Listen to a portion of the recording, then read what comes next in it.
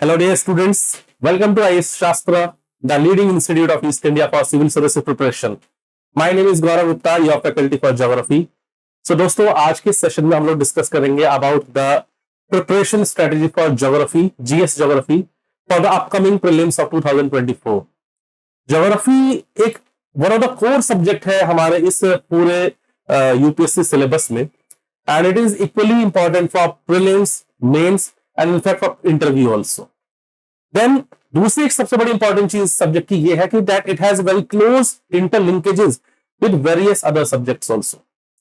For example, जितनी अच्छी आपकी ज्योग्राफिकल इंफॉर्मेशन होगी उतना ही अच्छा आपके एनवायरमेंटल सब्जेक्ट की प्रिपरेशन अच्छी हो जाएगी, उतना ही अच्छा आपका टॉपिक कवर हो जाएगा डिजास्टर मैनेजमेंट का, उतना ही अच्छा आपका टॉपिक कवर हो जाएगा जियोपॉलिटिकल इश्यूज से रिलेटेड.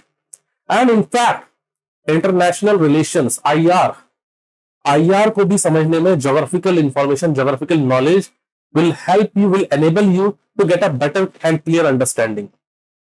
जैसे for example one belt one road का कॉन्सेप्ट हो गया हमारा, बेल्ट एंड रोड इनिशिएटिव जिसे हम कई लोग बोलते हैं, राइट. इसके अलावा ऐसे न जाने कितने प्रोजेक्ट्स अभी रिसेंटली इंडिया ने भी लॉन्च करे. आपके G20 में आपने देखा होगा, लॉन्च किया था इसको, राइट. सो बेसिकली ये सारी स्ट्रेटेजिक लोकेशंस की इंफॉर्मेशन आपको मिलती है जब आप ज्योग्राफी को बहुत अच्छे से प्रिपेयर करते हो.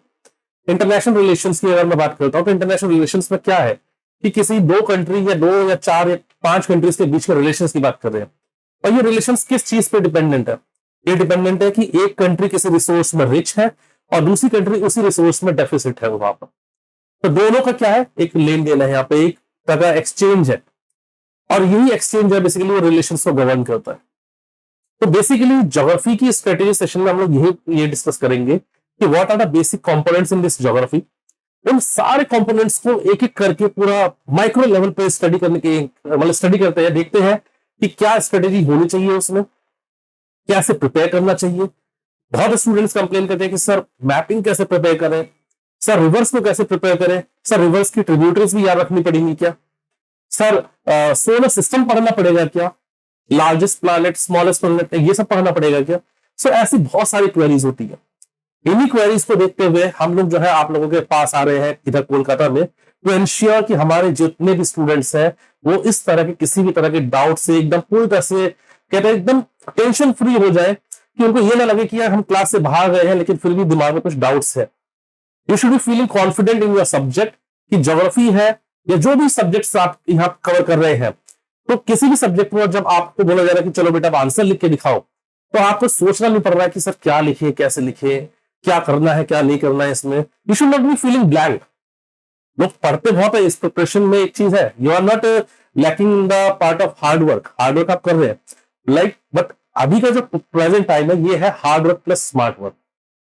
और यहाँ पे इंश्योर करता है कि एक मेंटोर आपके साथ हो, एक गाइड आपके साथ हो जो आपको स्टेप बाय स्टेप बता पाए कि बेटा यहाँ पे ये गलती कर रहे हो, इसको कैसे तुम्हें प्रॉब्लम सॉर्ट आउट करनी है. एंड एकेडमिक्स के साथ साथ सबसे बड़ी चीज है यहाँ पर कि एक जो मेंटल हेल्थ स्टूडेंट्स की होती है उनको लेकर तो बहुत ज्यादा कंसर्न नहीं होता है.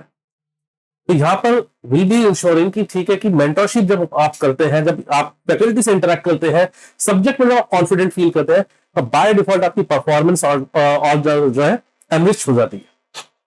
सो गाइस स्टार्ट करते हैं इस सेशन को, बाकी बातें अभी करते रहेंगे हम लोग. सो हमने दो लेवल पे इसको जो है एनालिसिस देख रहे हैं. एक होता है हमारा प्रीलिम्स का एनालिसिस और फिर आएगा मेंस का एनालिसिस. देखो अगर ज्योग्राफी के सिलेबस की मैं बात करता हूं यूपीएससी के, तो यूपीएससी का ज्योग्राफी का सिलेबस जो दिया हुआ है आप देखोगे उसमें कई जगह रिपीटेशन है. I will show you that syllabus अभी इन अ फ्यू मोमेंट्स, ठीक है. तो आप देखोगे कि ज्योग्राफी का जो सिलेबस है कई जगह पे जो टर्मिनोलॉजीज है, जो वर्ड्स है या जो सिलेबस है रिपीटेटिव फॉर्म में लिखा हुआ है. फिजिकल ज्योग्राफी भी लिखा हुआ है, साथ के साथ लिख दिया सुनामी, वॉल्केनो. अरे यार जब फिजिकल ज्योग्राफी है तो अंडरस्टूड है, लेकिन वो लिख रहे हैं इस चीज को. तो will be trying to understand कि क्या इंटेंशन रही है यूपीएससी की कि जब ऑलरेडी सिलेबस एक जगह लिखा है तो दोबारा रिपीटेड टर्म्स क्यों आ रही है वहां पर, राइट. लेकिन ब्रॉडली ज्योग्राफी के सिलेबस को अगर हम एक लेमन लैंग्वेज में, जैसा अभी आप मान लो एकदम ब्लैंक हो ज्योग्राफी में, मैं मान के चल रहा हूं कि अभी आपको ज्योग्राफी में कुछ भी नहीं पता है, तो अगर ज्योग्राफी में आपको कुछ भी नहीं पता है और अब मैं कह रहा हूं कि भाई आप यूपीएससी का सिलेबस है, इसको किस तरीके से क्लासिफाई करोगे, तो ज्योग्राफी के सिलेबस को हम तीन पार्ट्स में कैटेगराइज कर सकते हैं. ये तीन पार्ट कौन से हुए? तो गाइस ये 3 पार्ट्स हो गए, बहुत सिंपल वे में लेके चलते हैं। यहां पर मैं लिख देता हूं ऐसे। एक होता है हमारा इंडियन ज्योग्राफी, आईजी। दूसरा हो गया वर्ल्ड ज्योग्राफी, एंड थर्ड हो गया हमारा कॉन्सेप्ट बेस्ड ज्योग्राफी। ठीक है, अब वर्ल्ड ज्योग्राफी और कॉन्सेप्ट बेस्ड ज्योग्राफी को हम एक जगह ऐड कर लेते हैं, एक कॉमन कंपोनेंट बना लेते हैं इसको, और इंडियन ज्योग्राफी एक दूसरा सेक्शन यहां पे बना लेते हैं। ठीक है, अब यहां पे आप देखेंगे कि वर्ल्ड ज्योग्राफी की जब मैं बात कर रहा हूं, मतलब प्योर वर्ल्ड ज्योग्राफी में क्या क्वेश्चंस दे रहे हैं, तो they are asking for the map based questions. Map based questions कैसे होंगे? They will giving you names of 3-4 countries, पूछेंगे इनमें से कौन सी कंट्री का कोस्ट लाइन एड्रियाटिक सी के साथ बन रहा है, कौन सी कंट्रीज का कोस्ट लाइन मेडिटेरेनियन सी के साथ बन रहा है, या हो सकता है कि 4-5 कंट्रीज के नेम दे दें, देन दे कैन आस्क कि इनमें से कौन सी कंट्री लैंडलॉक है, कौन सी लैंडलॉक नहीं है। जैसे for example at present Israel और गाजा, ये सब न्यूज में बहुत ज्यादा आ रहे हैं, राइट।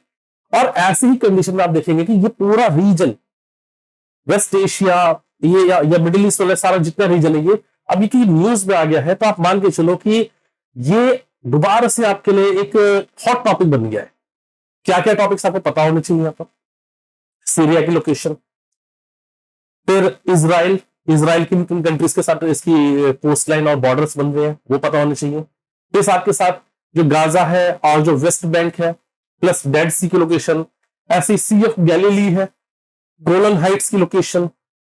ठीक है, थोड़े बहुत उनके डिस्प्यूट्स बाकी कंट्रीज के साथ जो वो भी पता होनी चाहिए, क्योंकि try to prepare subject in such a way कि वो आप जैसे ज्योग्राफी प्रिपेयर कर रहे हो तो ज्योग्राफी में तो आपको हेल्प मिली हुई है, साथ के साथ जो एसोसिएटेड टॉपिक्स है वो भी वो आपको जो है हेल्प कर रहे हैं यहां पर इस तरीके से। ठीक है, तो basically we have 2 components now, Indian geography and collectively पूरा बोल दिया हमने वर्ल्ड ज्योग्राफी, जिसमें हम कॉन्सेप्ट्स भी कवर कर लेंगे। कॉन्सेप्ट्स कैसे हुए? जैसे for example interior of earth का टॉपिक है, ये कोर कॉन्सेप्ट्स वाले टॉपिक हुए। Interior of earth, continental drift theory, plate tectonic theory, और ऐसे न जाने कितने सब्जेक्ट, मतलब कितने टॉपिक्स बेसिकली। सो गाइस देखो, ज्योग्राफी की ना सबसे अच्छी खासियत ये है, मैं तुम्हें बताता हूं, ज्योग्राफी एक ऐसा सब्जेक्ट है जो उतना ही पुराना है जितना ये पूरा सिस्टम या हमारी अर्थ या सोलर सिस्टम या ये यूनिवर्स है। देखते ना, ये ज्योग्राफी में एक सेक्शन है कॉस्मोलॉजी का भी, जिसमें हम प्लैनेट्स के बारे में, यूनिवर्स के बारे में, सब चीजों के बारे में पढ़ रहे हैं। तो ज्योग्राफी एंड ह्यूमन बीइंग्स या geography and living beings, they have a very close interlinkages. तो ज्योग्राफी में ऐसा कुछ नहीं है कि आपको नया कुछ पढ़ना है, जो चीज आपके आमने सामने उसको देखने का पर्सपेक्टिव थोड़ा बदल जाएगा। ज्योग्राफी इज अ सब्जेक्ट जो basically right from your eating habits, your dressing sense, your skin complexion, ये सब कुछ डिसाइड होता है ज्योग्राफी से। अब इसको मैं प्रूव भी कर दूंगा इस चीज के लिए। फॉर एग्जाम्पल कभी विंटर सीजन जब स्टार्ट होता है नॉर्थ इंडिया में, आप देखेंगे कोस्टल एरियाज की बात नहीं कर रहे हैं, नॉर्थ इंडिया की बात कर रहे हैं, या ऐसे रीजन की बात कर रहे हैं जो कोस्टल एरिया से या सी बॉडी से बहुत दूर है, तो आप देखेंगे यहाँ पे एकदम एक्सट्रीम जो है विंटर्स पड़ती है, एक्सट्रीम टेम्परेचर डिफरेंस देखने को मिलते हैं, summer too hot, winter too cold, ऐसी कंडीशंस होती हैं। तो आप देखोगे कि विंटर्स में आपकी ईटिंग हैबिट्स अलग हो जाएगी, कुछ हॉट एंड स्मोकी खाने का मन करेगा, ड्रेसिंग सेंस चेंज हो जाएगी।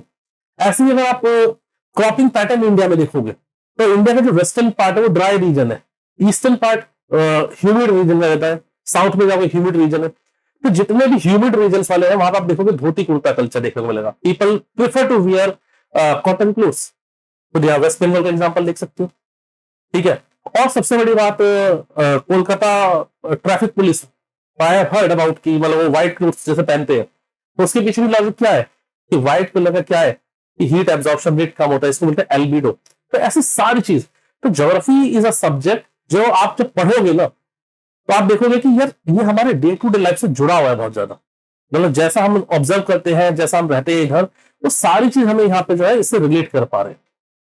टर्मिनोलॉजीज थोड़ी फैंसी हो जाएंगी, नाम थोड़े से फैंसी हो जाएंगे, तो उसमें लोगों को लगता है कि यार ये टेक्निकल है। टेक्निकल कुछ नहीं है, it's a very basic subject, कोई भी पर्सन, कोई भी any lemon can understand this subject. तो आगे बढ़ते हैं, यहां देखते हैं हमने 2 कंपोनेंट्स में डिवाइड किया है, वर्ल्ड ज्योग्राफी और इंडियन ज्योग्राफी। पहले हम लेते हैं analysis world geography and Indian इसका कॉन्सेप्ट बेस्ड ज्योग्राफी का। तो वर्ल्ड ज्योग्राफी में पहला सेक्शन में आपको दिख रहा है कि अराउंड लास्ट 10 to 12 ईयर्स में world map location based question बहुत ज्यादा इंक्रीज हो गया। अब इसका क्या रीजन है? क्वेश्चन कैसा आएगा? They can give you 4 names of countries, जैसे मान लो अभी इनफैक्ट ऐसा क्वेश्चन आया भी है, इजराइल नाम दे दिया, लेबनान नाम दे दिया, सीरिया और गाजा स्ट्रिप ऑफ पैलेस्टाइन, ऐसे ये क्वेश्चन था यूपीएससी का। And then they have asked कि इनमें से कौन सी country oblique countries they are having coast line with Mediterranean sea, 1, 2, 1 and 3 इस तरह से कुछ करके दे दिया। या अभी रिसेंट का ट्रेंड है जिसमें बोलते हैं कि only 2 pairs, only 2 countries, only 1 country, only 3 country, like this. तो बेसिकली रीजन क्या है? रीजन ये है कि अभी अगर आप इंडियन मार्केट में अगर जाते हो, बुक्स मार्केट में, वर्ल्ड ज्योग्राफी के बेस जो आपको बुक्स मिल रही है उनके साथ एक बहुत बड़ी लिमिटेशन है। वो लिमिटेशन ये है कि ये बुक्स पिछले 10-12 साल से 15 साल से अपडेट नहीं हुई। There are so many books जो 15 ईयर्स पहले उनके एडिशंस आए थे, वो रिवाइज्ड एडिशन तो आ रहे हैं लेकिन उनका डेटा स्टील प्रोडक्शन का दिखा रहे हो 2011 का, and we are in 2023 right now. तो बेसिकली क्या होता है कि डेटा की एम्बिग्युइटी बहुत ज्यादा है, मतलब डेटा का कंफ्यूजन बहुत ज्यादा है। किसी एक बुक में कुछ और लिखा होगा, किसी दूसरे बुक में कुछ और लिखा होगा, क्योंकि वर्ल्ड ज्योग्राफी समथिंग, मतलब कि जो इनडायरेक्ट सोर्सेज है, जो अलग अलग इंटरनेट का सोर्स है या ऐसा कुछ सोर्सेज है, वहां से कंपाइल किए गए हैं चीजें। अब ऐसे क्वेश्चन जब यूपीएससी का मान लो क्वेश्चन पेपर में दे देता है, एग्जाम में दे देता है, तो उसके साथ प्रॉब्लम क्या आती है? प्रॉब्लम सिंपल एक ही आ जाती है कि कॉन्ट्रोवर्शियल क्वेश्चंस बन जाते हैं। और हर साल यूपीएससी पे ऐसे एलिगेशंस लगते हैं कि इनके कुछ ऐसे क्वेश्चंस हैं जिनके मोर देन 2 आंसर्स निकल रहे हैं। जैसे अभी रिसेंट में भी कुछ केस हुआ यूपीएससी पे 1-2 क्वेश्चंस के लिए लास्ट ईयर के प्रीलिम्स का, कि जिनमें 3 क्वेश्चंस आई थिंक है ऐसे जिनमें ये एलिगेशंस है कि इनके मोर देन 1 आंसर हो सकता है। तो इन्होंने क्या करा, उसको अवॉइड करने के लिए सबसे सिंपल चीज करी कि भैया मैं कुछ नहीं करूंगा, मैं मैप बेस्ड क्वेश्चन पूछूंगा वर्ल्ड ज्योग्राफी के लिए। और मैप बेस्ड क्वेश्चन कौन से पूछूंगा? आप जो मैप, पूरा इतना बड़ा वर्ल्ड है, क्या क्या पढ़ेंगे यार हम, इतने सारे कॉन्टिनेंट से क्या क्या पढ़ेंगे? अगर नहीं बेटा कुछ नहीं पढ़ना तुम्हें, तुम बस आप अखबार अच्छे से पढ़ लो, न्यूज़पेपर अच्छे से पढ़ लो, जो भी प्लेसेस न्यूज में आ रहे हैं उनको अच्छे से कंपाइल कर लो, और कंपाइल करने के बाद उनको मैप पे, एटलस पे लोकेट कर लो, और ये एक रेगुलर अपनी हैबिट बना लो। इतना कर लोगे आपसे क्वेश्चंस हो जाएंगे। आप देखेंगे जितने भी क्वेश्चंस उठाएंगे, जितने भी यूपीएससी ने अभी तक मैप बेस्ड क्वेश्चंस दिए हैं, इन सब में एक कॉमन चीज ये है कि दे वर इन न्यूज। ठीक है, लेक फेग्यूबाइन पे क्वेश्चन आया हुआ था, एंड लेक फेग्यूबाइन, मतलब ये इंडियन मीडिया हाउसेज ने तो कवर नहीं किया था इसको, लेकिन इंटरनेशनल जो मीडिया हाउसेज थे उसमें लेक फेग्यूबाइन बहुत न्यूज में आई थी। तो क्योंकि हमारे जो डोमेस्टिक सोर्सेज है वहां पे ये इंफॉर्मेशन अवेलेबल नहीं थी, इसलिए स्टूडेंट्स को थोड़ी डिफिकल्ट लगी थी। अदरवाइज वो न्यूज में आ रही थी। और अगर आप बीबीसी या ऐसे कुछ चैनल्स वगैरह देखते हैं, या जो कई बार ना इंटरनेशनल मीडिया सोर्सेज जो आ जाती है अलग अलग लिंक्स के थ्रू, अगर उनको भी अगर आप ऑब्जर्व करते हो तो वहां पे लेक फेग्यूबाइन का आपको इन्फॉर्मेशन मिल जाती पूरी। तो वर्ल्ड मैप में एक फायदा ये हो जाता है मैप बेस्ड क्वेश्चंस में कि आप चाहे 5 रुपए का मैप ले आओ, चाहे 1000 रुपीज का मैप ले आओ, इंडिया जहां पर है वहीं पर उसको दिखाएगा। ऐसा नहीं है कि आप थोड़ा महंगा मैप खरीद लिया 1000 रुपीज का, 5000 रुपीज का, तो उन्होंने इंडिया को उठा के वहां से और यूरोप के साइड में कहीं दिखा दिया कि अच्छा ज्यादा पैसे खर्च किए तो चलो आपको हम ये लेवरेज दे देते। सो कंफ्यूजन अवॉइड करने के लिए सबसे अच्छा तरीका इन्होंने अडॉप्ट किया वो था कि मैप बेस्ड क्वेश्चन पूछ लेते। देन इसके बाद एक दूसरा सेक्शन आपको यहाँ पे दिखाई देगा, दिस इज सोलर सिस्टम। अब सोलर सिस्टम है यहाँ पर बोल रहे थे, इसका मतलब ये बिल्कुल नहीं है कि यहाँ पे आपको they will be asking about planets, कौन सा लार्जेस्ट प्लैनेट है, which is called blue planet, which is called twin planet of twin of earth, ऐसे क्वेश्चंस नहीं आएंगे। ये नॉलेज होनी चाहिए, ये इन्फॉर्मेशन आपके पास होनी चाहिए कि प्लैनेट्स की बेसिक इन्फॉर्मेशन आपके पास होनी चाहिए। लेकिन यहाँ पे क्वेश्चंस क्या रहेंगे? The questions can be related to solar winds, solar storms, big bang का न्यूज में आ रहा था, ठीक है ना। तो ऐसे क्वेश्चंस पे जो है आपको अगेन थोड़ा सा करंट से इंटीग्रेट करते हुए इनको लेके चलना है। बुकिश जो चैप्टर्स आपको मिलेंगे उनमें आप देखोगे सिंपल यही इंफॉर्मेशन दी हुई कि प्लैनेट्स की इंफॉर्मेशन दे दी, प्लैनेट्स के नेम दे दिए, काम खत्म हो गया। लेकिन ये वो चीज नहीं करनी है, इस बुकिश इंफॉर्मेशन को जो कंटेम्प्रेरी टॉपिक्स है उनके साथ इंटरलिंक करना है, वो बहुत इंपॉर्टेंट है यहाँ पर। और ये सिर्फ ज्योग्राफी में नहीं, ये मतलब इनफैक्ट जीएस के सारे सब्जेक्ट्स में ये इंपॉर्टेंट एक एस्पेक्ट है आज की डेट में कि आपकी इंटरलिंकेज डेवलप करने की जो कैपेबिलिटी है वो अच्छे से होनी चाहिए. Then after this we have the part which is known as geomorphology. तो व्हाट इज दिस जियोमॉर्फोलॉजी? देखो जैसे साइंस में कई सारे कंपोनेंट्स होते हैं, कई सारे अलग अलग सब्जेक्ट्स होते हैं, सब subjects, physics, chemistry, bio. Chemistry के अपने सब कैटेगरीज हो गई, organic chemistry, inorganic chemistry. Bio की अपनी कई सारी कैटेगरीज हो गई, botany, zoology, right, and so on. ऐसे ज्योग्राफी की भी कई सारे अलग अलग ब्रांचेस है. जियोमॉर्फोलॉजी बेसिकली क्या है? ये इसको बोलते हैं study of land forms. Under geomorphology will be study about the land forms. तो लैंड फॉर्म्स में क्या स्टडी कर रहे होंगे? तो लैंड फॉर्म्स में जैसे फॉर एग्जांपल जीके पढ़ते हैं तो जीके में बोलते हैं which is the highest peak of the world, तो कहेंगे सब कुछ हो गया माउंट एवरेस्ट. तो हम यहाँ पे ये तो देखेंगे कि हाँ ठीक है जी माउंट एवरेस्ट सबसे हाईएस्ट पीक है, लेकिन हम ये भी देखेंगे साथ के साथ कि माउंट एवरेस्ट की हाइट अभी भी बढ़ रही है. और सिर्फ माउंट एवरेस्ट की नहीं, हिमालयन माउंटेन रेंजेस में कई मतलब हिमालयन माउंटेन रेंजेस की पूरे रेंजेस की हाइट बढ़ रही है. They are still gaining altitude. Last to last year the foreign ministry of Nepal and China they have officially declared कि जो माउंट एवरेस्ट है उसकी जो ऑल्टीट्यूड है it has increase by 86 centimetre. तो ये क्यों हो रहा है? साथ में ये भी देखेंगे कि how the mountains are formed, how the volcanic eruptions occur, Himalayan mountain range, Andes mountain range, Rockies mountain range. ये सब माउंटेन रेंजेस लगभग सेम टाइम पीरियड में बने हैं और लगभग सेम प्रोसेस से बने हैं. लेकिन एक चीज देखते हैं कि रॉकीज माउंटेन रेंज जो नॉर्थ ऑस्ट्रेलिया जो नॉर्थ अमेरिका में मिलता है और एंडीज जो साउथ अमेरिका में मिलते हैं, इन माउंटेन रेंजेस में बहुत ज्यादा क्वांटिटी में आपको वॉल्केनोज देखेंगे. ठीक है ना, मतलब माउंटेन्स तो है लेकिन साथ के साथ वॉल्केनिक माउंटेन्स भी देखने को मिलेंगे, वॉल्केनिक इरप्शंस भी देखने को मिलेंगे. हिमालय में हमें सिर्फ माउंटेन्स ही मिल रहे हैं, वॉल्केनिक इरप्शन क्यों नहीं हो रहा है ये समझेंगे. फिर आप देखोगे कि हिमालय के केस में एक और चीज देखने को मिलती है, जो वेस्टर्न हिमालय है जो जम्मू कश्मीर से चल रहे हैं, अगर आगे चलते हैं ईस्टर्न साइड में तो आप देखोगे कि हिमालय माउंटेन रेंज में जितने भी टॉलेस्ट पीक्स है, ठीक है, या एक्सेप्शनली टॉलर पीक्स है, मैक्सिमम टॉलर पीक्स जो है वो हिमालय की ईस्टर्न सेक्शन में लोकेटेड है. Take the example of Kanchenjunga, take the example of Mount Everest, take the example of Nanda Devi. ठीक है, तो ये बेसिकली क्या है, क्यों ऐसा है, ईस्टर्न साइड में इतनी ज्यादा ऑल्टीट्यूड की है हिमालय का, वो भी एक चीज समझने वाली है. So basically this involves the understanding of the concepts, how the earth has been evolved, what is the structure present in the interior of the earth, earth के इंटरनल स्टडी को स्टडी करने के लिए किस तरह से हमने मेथड यूज किए, ये सारी चीज को हम यहाँ स्टडी करेंगे. बहुत ही इंटरेस्टिंग पार्ट है, बहुत ही मजेदार पार्ट है. देन इसके बाद आता है हमारा climatology, climate plus logy, that is the study of climate. Guys पूरे ज्योग्राफी में सबसे इंटरेस्टिंग और सबसे मजेदार यही चीज है. मैं गारंटी देता हूं आपको, it's my guarantee, written guarantee.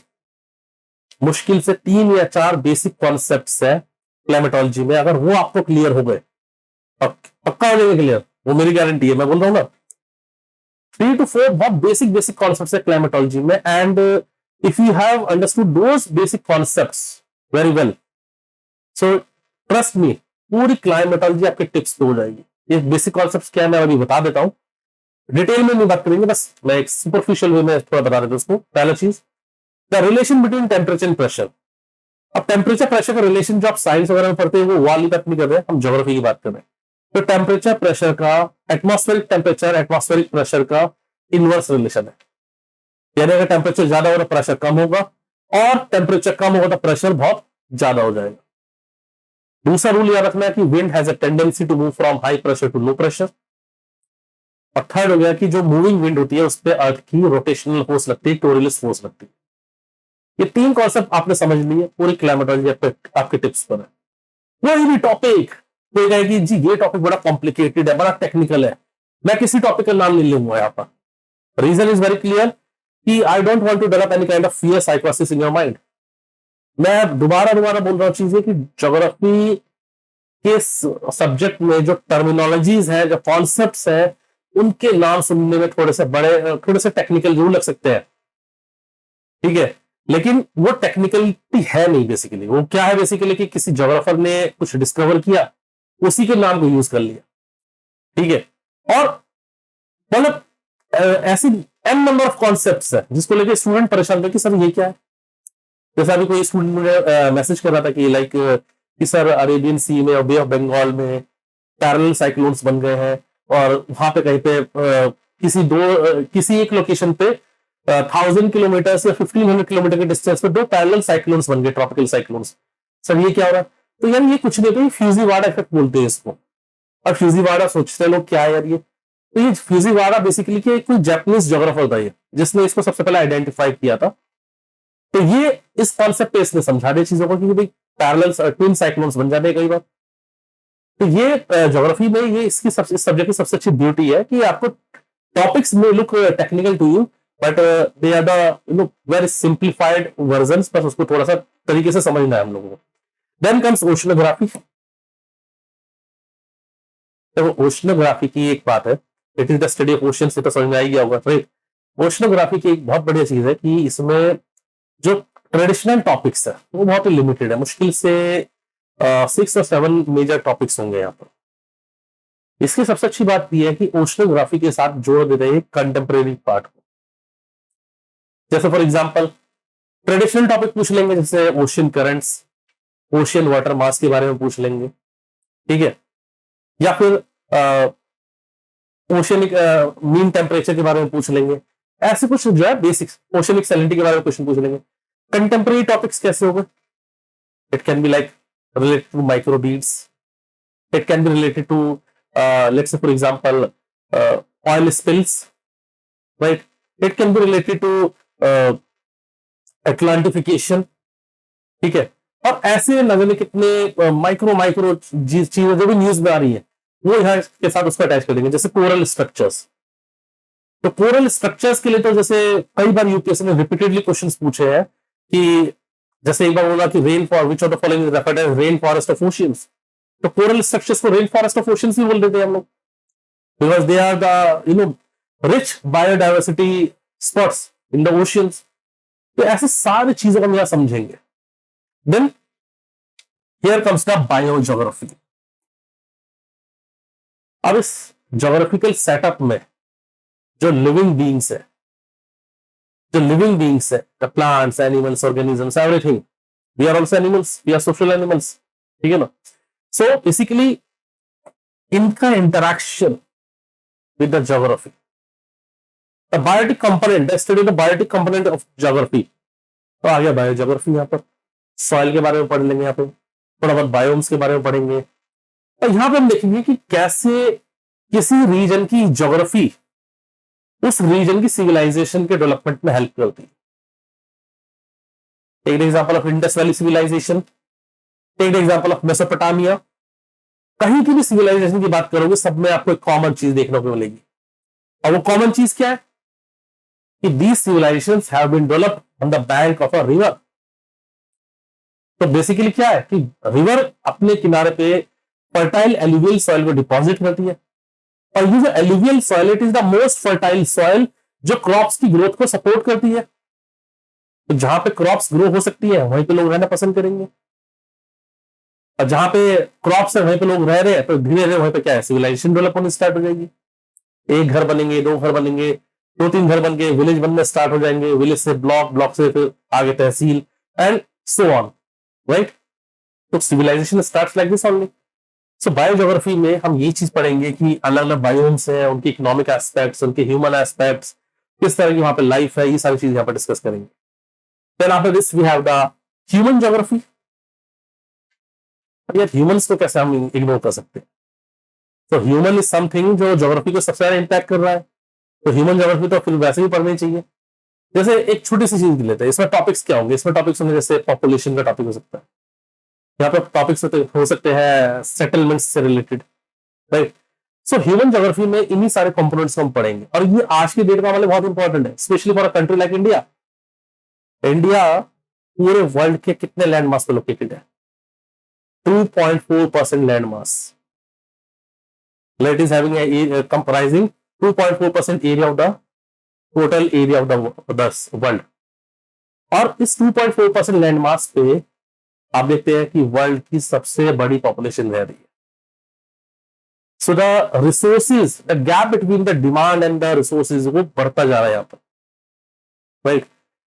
Being an administrator, कल को जब आप सेलेक्ट होते हो, ऑफिसर बनते हो, तो आपको इन सब चीजों से डील करना पड़ेगा।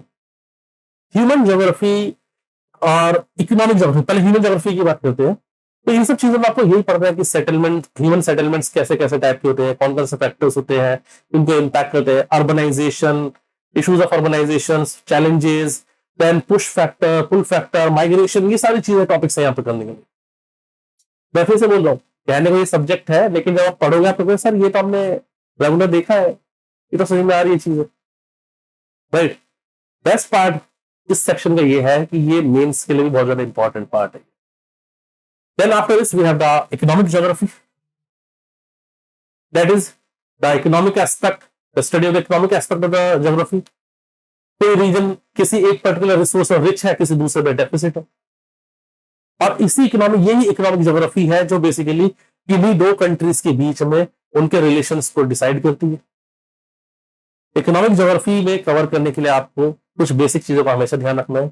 पहली चीज है कि यहाँ पे एक तो बेसिक कॉन्सेप्ट, बेसिक जो इंफॉर्मेशन है आपकी, वो आपकी अपडेटेड होनी चाहिए। दूसरा, जो आपका आईआर वाला पार्ट है, आईआर वाले पार्ट को इसके साथ थोड़ा सा आप और देखोगे तो दोनों के लिए, मतलब दोनों सब्जेक्ट्स को ये इक्वली हेल्प करेगा। ये ज्योग्राफी को भी प्रिपेयर करने के लिए हेल्प करेगा, साथ के साथ आईआर वाले सेक्शन को भी प्रिपेयर करने के लिए हेल्प करेगा। After this let's move to the next slide. So these are the number of questions, ये ब्रैकेट दिया हुआ पूरा क्वेश्चंस, नंबर ऑफ क्वेश्चंस का यहाँ पर। देन आफ्टर दिस अब आते हैं इंडियन ज्योग्राफी पे, the second important component.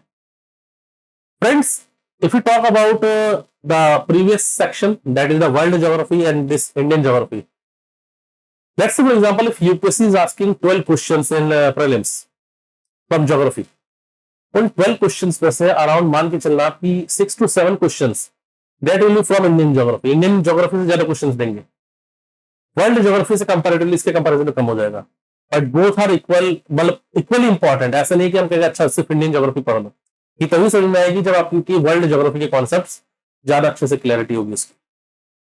Then यहाँ पे देखेंगे, इसमें तुम्हें दिखाई देगा कि आगे एक बहुत बड़ा सेक्शन है जो मैप बेस्ड दिख रहा है। अब ये जो मैप बेस्ड सेक्शन यहाँ पे दिखाई दे रहा था, यहाँ क्वेश्चंस कैसे कैसे आते हैं। लाइक इन 2018 उन्होंने क्वेश्चन पूछा था कि there is a person who is going from Kohima to Kottayam.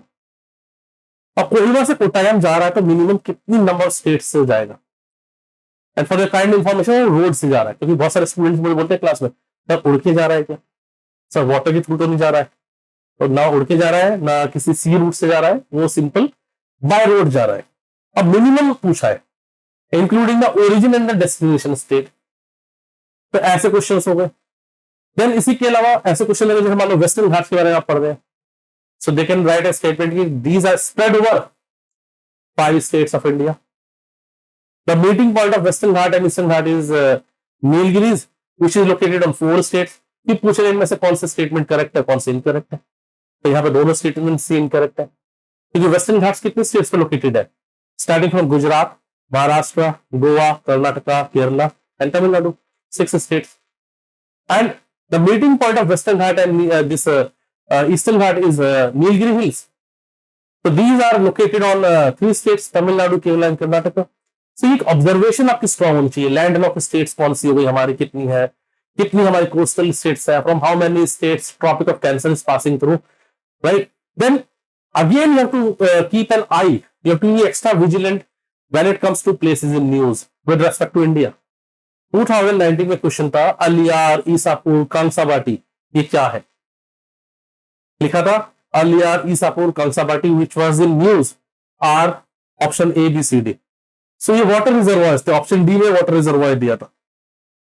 तो बेसिकली क्या होता है, दे कैन आस्क, मतलब they are very fond of asking places in news. Then इसको प्रिपेयर करने का तरीका क्या है, तरीका बहुत सिंपल है कि जब आप न्यूज़पेपर पढ़ रहे हो, when you are reading newspaper, तो न्यूज़पेपर के साथ साथ आपके पास रेडी होना चाहिए आपका एटलस, साथ में साइड में रखो, एक छोटा सा पेज ले लो, प्लेसेस जो जो न्यूज में आ रहे हैं उन प्लेसेस को लिखते चलो, और साथ के साथ फिर ज्यादा टाइम नहीं लगेगा, मुश्किल से मुश्किल 10 to 15 मिनट्स, उस 10 to 15 मिनट्स में उनको एक बार लोकेशन चेक कर लो कौन सा कहां पर है। अगर इतना भी ध्यान रखोगे कि एक्सट्रीम नॉर्थ ईस्ट में, एक्सट्रीम नॉर्थ वेस्ट में है, साउथ में है, नॉर्थ में है, ट्रॉपिक ऑफ कैंसर के साउथ में है, ट्रॉपिक ऑफ कैंसर के नॉर्थ में, even then it will be very helpful for you.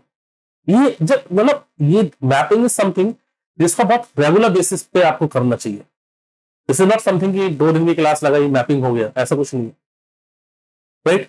Then after this we have the physical features. Physiographic division of India, या जो इंडिया की जो फिजियोग्राफी है, इस पे क्वेश्चंस बहुत फ्रीक्वेंटली ये पूछ रहे हैं। पिछले 3-4 साल में we have seen the trend कि they are very fond of asking questions from Karakoram range, from Siachen glacier. एक बार क्वेश्चन आया कि Siachen glacier is located to the option A B C D, तो उसमें एक ऑप्शन था to the north of Nubra valley. तो Siachen glacier is basically origin point of Nubra river, और Nubra is the tributary of Shyok river, और श्योक जो है वो ट्रिब्यूटरी है किसकी, इंडस रिवर की। तो इस तरह से आपको जो है एक लिंकेज डेवलप करनी है आपको। देन साथ के साथ इंडिया की जो फिजियोग्राफिक डिवीजन है, जैसे इंडिया की पॉलिटिकल डिवीजन हो गई कि हमारी स्टेट्स है, यूनियन टेरिटरीज है, वो in the same way physical features के बेसिस पे हम इंडिया को डिवाइड करते हैं, जैसे कि Himalayas, northern plains, peninsular India, eastern coastal plain, western coastal plain, island territories, deserts, इन सब के बारे में बहुत अच्छे से स्टडी करनी पड़ेगी। जैसे थेनी डेजर्ट के बारे में क्वेश्चन हो सकता है, थेनी और थेरी डेजर्ट। तो थेनी और थेरी डेजर्ट अगर हम बोल रहे हैं, अभी जैसे मैं अभी बात कर रहा हूँ यहाँ पर, so you must be thinking कि लाइक सर थेनी और Teri desert it should be in Rajasthan, पर थेनी और थेरी डेजर्ट हमें मिलता है तमिलनाडु में। Dhanushkodi district I think is the name of the place जहां पे लोकेटेड है। तो वो दिखने में थेरी, रेड सैंड को, थेरी जो है तमिलियन वर्ड है, तो वो रेड सैंड को थेरी बोला जाता है। तो उस सारे एरिया में रेड सैंड दिखती है, ऐसा लगता है पूरा डेजर्ट है। तो वो उसका बनने का रीजन अलग है कि सी लेवल वहां पे नीचे गया और वो सैंड एक्सपोज हो गई ऊपर ऐसा के, लेकिन ये न्यूज में था। तो ऐसे प्लेसेस न्यूज में थे, तो यहाँ पे आप इसको कवर कर सकते हैं। Then comes tribes and population. Tribes and population is something जिसके मुझे लगता है कि यूपीएससी बहुत रेगुलर बेसिस पे क्वेश्चन पूछती भी है। एंड ऑफ कोर्स गाइस, आपको भी जब सेलेक्ट होंगे तो ये एक बहुत बड़ा सेक्शन है जिसके लिए आपको काम करना है पूरी ऑनेस्टी के साथ। तो जाहिर सी बात है इनके बारे में आपके पास इंफॉर्मेशन होनी चाहिए। तो पहली चीज है शेड्यूल ट्राइब का कॉन्सेप्ट क्या है। शेड्यूल ट्राइब का कॉन्सेप्ट के साथ साथ एक दूसरा कॉन्सेप्ट है वो है PVTG, particularly vulnerable tribal group. जैसे रिसेंटली यूपीएससी में क्वेश्चन पूछा था पीवीटीजी पे, राइट। एंड क्यों पूछा था, क्योंकि उसी साल जो है कुछ नई ट्राइबल ग्रुप्स थे जिनको पीवीटीजी में एंटर कराया था, पीवीटीजी लिस्ट में डाला गया था। At present there are 75 PVTGs. At present there are 75 PVTGs. So इन्होंने क्वेश्चन पूछ लिया उस पर। तो basically again tribes and population, इनकी प्रॉब्लम्स, इनके क्या इश्यूज हैं, रीजन वाइज इनकी आइडिया होना चाहिए कि कौन से ट्राइब्स कहां पर। जैसे अरुणाचल प्रदेश की बात करेंगे, सो पूरा ट्राइबल स्टेट है, there are more than 25 tribes in Arunachal Pradesh. अगर वहां सेलेक्ट होकर आपको पोस्टिंग मिलती है तो आप समझो कि पूरे 30 डेज में 25 डेज आप अलग अलग ट्राइब्स के कोई ना कोई फेस्टिवल में आपको जाना पड़ेगा चीफ गेस्ट बन के। किसी के लिए नहीं गए तो वो आपसे नाराज होंगे कि आप सर हमारा ध्यान नहीं रख रहे, right. So you need to have a very basic understanding, a very comprehensive understanding of these tribes and their aspects, their problems, the issues faced by them, the schemes launched for their betterment. ये सब चीज आपको पता होनी चाहिए। Then after this comes the river. देखो river system एक ऐसा टॉपिक है जो एक तो स्टूडेंट्स मुझसे सबसे ज्यादा पूछते हैं कि सर वी फेस वेरी मतलब बहुत ज्यादा प्रॉब्लम फेस करते हैं कि कैसे रिवर को ड्रॉ करना है, क्या डायग्राम ड्रॉ करना जरूरी है। दूसरा क्वेश्चन स्टूडेंट सर सर क्या ट्रिब्यूटरीज याद करनी जरूरी है, सर रिवर्स को प्रिपेयर कैसे करें। देखो रिवर्स को प्रिपेयर करने का एक बहुत ही मतलब कहते हैं कि स्टूडेंट फ्रेंडली तरीका बताता हूँ। A4 शीट के पेपर्स अपने पास रखो, जो भी रफ पेपर्स है, एक तरफ से खाली है, ठीक है, एक साइड से उनको रख लो। पहले कुछ टाइम तक रफ डायग्राम्स बनाओ कि कौन सी रिवर कहां से ओरिजिन हो रही है, कहां जा रही है। ट्रिब्यूटरीज क्या होती है, जो मेन रिवर को ज्वाइन कर रही है आके। रिवर जब अपने एंड पॉइंट पे पहुंचती है, माउथ पे पहुंचती है, जहां मतलब वो ओशन से मिलने वाली है, ओशन से या सी से, वहां पर उस रिवर के अगर कई सारी ब्रांचेस निकल रही है तो उन्हीं को बोलते हैं ट्रिब्यूटरीज। तो एक बेसिक डायग्राम ड्रॉ कर लो। रिवर के केस में आज की डेट में अगर मैं बात करता हूं तो यूपीएससी ने सबसे ज्यादा एक्सपेरिमेंट्स किए हुए। कैसे, एक तो बहुत ट्रेडिशनल तरीका था कि रिवर एक तरफ लिख दिया, दूसरी तरफ लिख दिया ट्रिब्यूटरी, तो पूछे कौन सा करेक्टली मैच है, कौन सा इनकरेक्टली मैच है, या हो सकता है they can ask you to match. Now what they are doing, river plus national park, river plus dam, river plus any controversial project. कोई भी प्रोजेक्ट न्यूज में आ रहा है तो एक बार उठा के देख लो कि कौन सी रिवर उस पर लोकेटेड है. कोई बहुत बड़ा ब्रिज लॉन्च हुआ है, कोई बहुत बड़ा ब्रिज इनॉग्रेट हुआ है, सॉरी, ठीक है, कोई बहुत बड़ा ब्रिज इनॉग्रेट हुआ है, तो you should have a idea कि ये ब्रिज किस रिवर पर बना है. For example, the longest bridge of India at present, presently बात कर रहा हूं, at present the operational longest bridge of India is Bhupen Hazarika bridge और ढोला सादिया ब्रिज. कहां पे लोकेटेड है? It is connecting Arunachal Pradesh and Assam. अब असम और अरुणाचल को कनेक्ट कर रहा है ढोला सादिया ब्रिज, तो कौन सी रिवर पे बना होगा? आप बोलोगे ब्रह्मपुत्र रिवर, ये दिमाग में आएगा है ना, क्योंकि जब असम की बात आती है या अरुणाचल की बात आती है तो सबसे पहले लोगों के माइंड में क्लिक क्या करेगा? अरुणाचल प्रदेश. बट ये जो पर्टिकुलर प्रोजेक्ट है, ये जो ब्रिज है बेसिकली भूपेन हजारिका ब्रिज या ढोला सादिया ब्रिज, असम में इसको बोलते हैं भूपेन हजारिका ब्रिज, क्योंकि एक फेमस पोएट है असम के भूपेन हजारिका, उन्हीं के नेम पे इसको रखा गया है. ढोला एंड सादिया 2 प्लेसेस है तो वो भी इसको रखते हैं, ठीक है. तो बेसिकली ढोला सादिया ब्रिज और Bhupen Hazarika bridge, it is constructed on Lohit river. और लोहित रिवर जो है it is a tributary of Brahmaputra river. तो यहां पर आप देखोगे कि किस तरीके से लोग जो है ट्रैप हो जाते हैं कि उन्होंने सोचा असम है, अरुणाचल है और ब्रिज है ये वाला, तो ऑब्वियसली ये तो ब्रह्मपुत्र रिवर पे ही होगा. एक चीज और ध्यान रखनी है, स्पेशली ऐसे फैक्ट्स, लॉन्गेस्ट, टॉलेस्ट, शॉर्टेस्ट, इनको लेकर हमेशा अपडेटेड रहना पड़ेगा. तो क्यों? जैसे फॉर एग्जांपल एट प्रेजेंट अगर मैं बात करता हूं, द ऑपरेशनल ब्रिज जो लॉन्गेस्ट है वो भूपेन हजारिका ब्रिज है, लेकिन there is another bridge which is under construction in Bihar, उसका नाम है महात्मा गांधी ब्रिज या महात्मा गांधी सेतु. इस जो प्रेजेंट ब्रिज है इसकी लेंथ है 9.15 किलोमीटर, उसकी शायद 14 या 15 किलोमीटर के आसपास हो सकती है, या उससे ज्यादा भी हो सकती है. जब वो ऑपरेशनल हो जाएगा तो वो लॉन्गेस्ट हो जाएगा, फिर ये लॉन्गेस्ट नहीं रहेगा. तो एट प्रेजेंट ये ऑपरेशनल ब्रिज है, राइट. तो यहां पे इन्होंने क्या करा है, रिवर प्लस नेशनल पार्क, या रिवर के साथ जोड़ देंगे कोई फेमस प्लेस. पूरे साल में आप देखते कितने प्लेसेस न्यूज में वैसे ही आते रहते हैं. तो क्या करेंगे, रिवर को किसी फेमस प्लेस के साथ अटैच कर देंगे. एक तरफ रिवर लिख दिया, दूसरी तरफ कोई फेमस प्लेस लिख दिया, कोई हिस्टोरिकल साइट लिख दी, कोई रिलीजियस साइट लिख दी, और then they can make pair and they can ask कि only 1 pair is correct, 2 pair is correct, और जो न्यू पैटर्न्स हो जाते हैं कि only 1 pair is correct, 2 pair is correct, 3 pair is correct, इस तरह से कुछ क्वेश्चन बना सकते हैं. तो रिवर के टॉपिक में आप क्या कर सकते हैं प्रिपेयर करने के लिए? सबसे अच्छा तरीका है मेक अ रफ रजिस्टर, उस पर रिवर के रैंडमली डायग्राम ड्रॉ करो. उस रिवर पे कौन कौन से लेक्स लोकेटेड है, उन लेक्स को वहां पे सर्किल बना लो और उस सर्किल्स पे नाम लिख दो कौन कौन से लेक्स है छोटे छोटे. कौन कौन से डैम्स है कट लगा के, मतलब छोटे छोटे कट्स लगा दो, लिख दो ये कौन कौन से डैम्स है, प्लस ये रिवर कौन से नेशनल पार्क से फ्लो हो रही है. जैसे for example India first national park that is gym Corbett national park is a very beautiful place and it's very famous for its tigers also, ठीक है ना. अब जिम कॉर्बेट नेशनल पार्क इतना ज्यादा न्यूज में भी रहा है और रहता भी है, रेगुलर फ्रीक्वेंटली न्यूज में आता है, ठीक है ना. और अगर आपसे पूछे कि ये कौन सी रिवर यहां से ट्रेन होती है, तो गंगेटिक प्लेन में लोकेटेड है. तो जिन लोगों को नहीं पता हो तुक्के मारेंगे, वो गेस वर्क करेंगे, what they will do, they can mark Ganga river, अच्छा ये तो गंगा रिवर जाती है यहां से, but no, is a river known as Ramganga. तो रामगंगा रिवर बेसिकली जो है Jim Corbett river, Jim Corbett national park से होते हुए जाती है. तो ऐसे आपको नेशनल पार्क्स प्लस उनसे एसोसिएटेड जो रिवर्स है उनकी प्रॉपर एक लिस्ट मेंटेन कर सकते हो, टेबल बना सकते हो, और you can make a comprehensive table. River लिखा फिर आगे अलग अलग कैटेगरीज की टेबल बना दी, डैम कौन सा है, नेशनल पार्क कौन सा है, सिटी कौन सी है, फेमस सिटी कौन सी है, ऐसे करके पूरा बना दिया. तो एक हैंडआउट आपका तैयार हो गया कॉम्प्रिहेंसिव. एज एंड व्हेन जब भी आपको टाइम मिलता है उठाओ उस हैंडआउट को पढ़ना स्टार्ट करो. ये और अच्छी हो जाएगी तैयारी जब आप इसमें जो है कोई डायग्राम ड्रॉ कर दोगे A4 शीट पे. तो आपको एक बार कहते हैं ना मसल मेमोरी ब्रेन मेमोरी दोनों मिक्स जब हो जाती है तो it ensures long time retention. आप कभी भी देख लेना कोई टॉपिक आपने उसको लिख के याद किया होगा ना तो लंबे टाइम तक उसको याद कर पाओगे, राइट. नेक्स्ट आगे बढ़ते हैं, ट्रांसपोर्ट एंड ट्रेड, और आगे दिख रहा है resources and industry.